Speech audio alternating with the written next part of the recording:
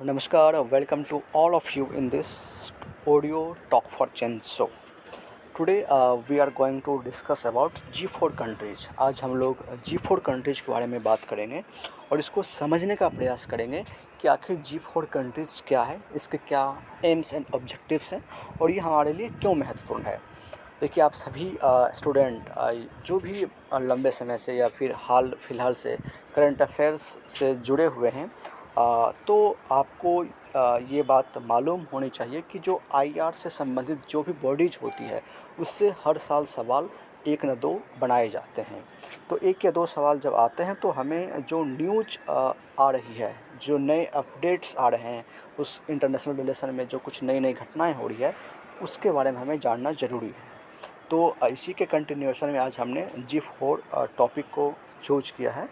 देखिए, basically G4 countries क्या है, इससे पहले आप थोड़ा सा बैकग्राउंड समझिए।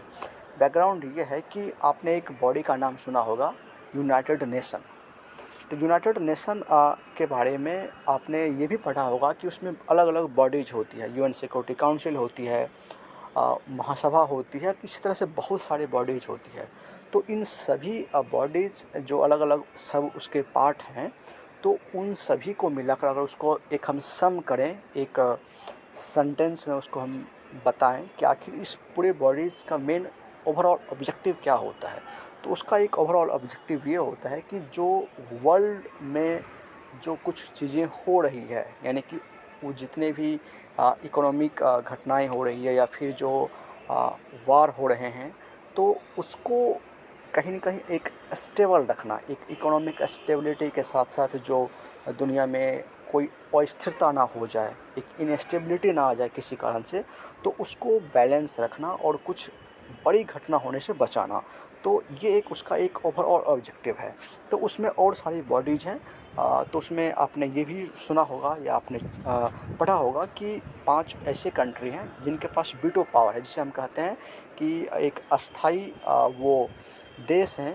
यूनाइटेड नेशन के 5 अस्थाई कंट्री हैं जिनको वीटो पावर है, और 15 अलग अलग जो कंट्री हैं उसको वीटो पावर नहीं है, वो अस्थाई सदस्य है।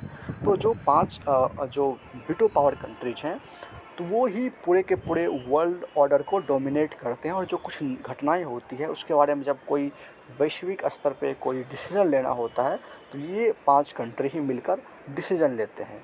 तो इसी के कॉन्टेक्स्ट में जो और डेवलपिंग कंट्रीज हैं, चाहे वो अफ्रीका के हों या फिर साउथ अमेरिका के हों या फिर यूरोप के या फिर इंडिया साउथ ईस्ट एशिया के कंट्रीज हों, तो उनकी ये डिमांड है कि ये 5 मिलकर ही विश्व की जो समस्याएं हैं, जो नए नए चैलेंजेस इमर्ज हो रहे हैं, उनको आप सॉर्ट आउट नहीं कर सकते। इनके जो डोमिनेंस है 5 कंट्रीज़ के, इसमें नए कंट्रीज़ का एंट्री होना चाहिए, और सब जो पावरफुल कंट्रीज़ हैं लाइक इंडिया, ब्राज़ील, जापान, तो इनकी भी बात सुनी जाए और उसमें उनको जगह दी जाए। तो ये एक बेसिक एक ओवरऑल बैकग्राउंड है।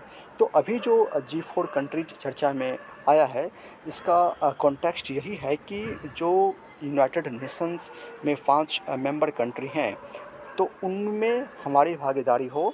तो इसमें ये G4 एक ग्रुप बनाया गया है जिसमें 4 देश हैं, खास करके इसमें भारत तो है ही, भारत है, उसके बाद फिर आप देखेंगे कि इसमें जर्मनी है, ब्राज़ील है और जापान है।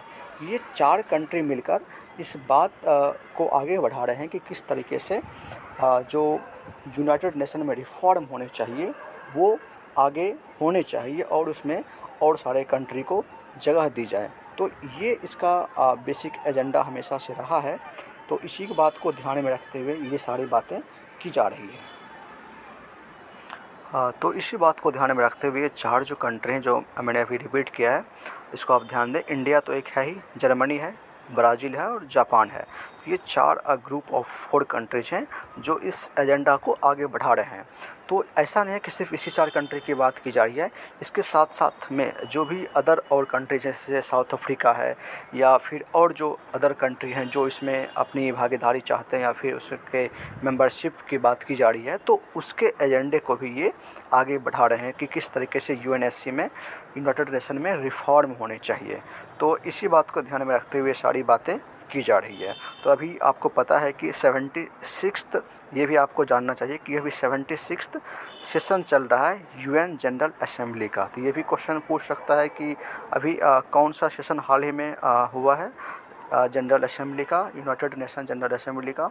तो ये 76 ये सेशन हो रहा है। तो ये बेसिकली बातें आपको बतानी थी जो कि काफ़ी मुझे महत्वपूर्ण लगा। देखिए ये तो बस 2 मिनट की बातें हैं, बट मैंने एक बैकग्राउंड को बताते हुए ओवरऑल बातें समझाई है। तो मुझे ऐसा लगता है कि अब आपको ये चीज़ें ज़्यादा एक अलग पर्सपेक्टिव में समझ आएगी। तो आई होप आपको ये बातें अच्छी लगी होगी।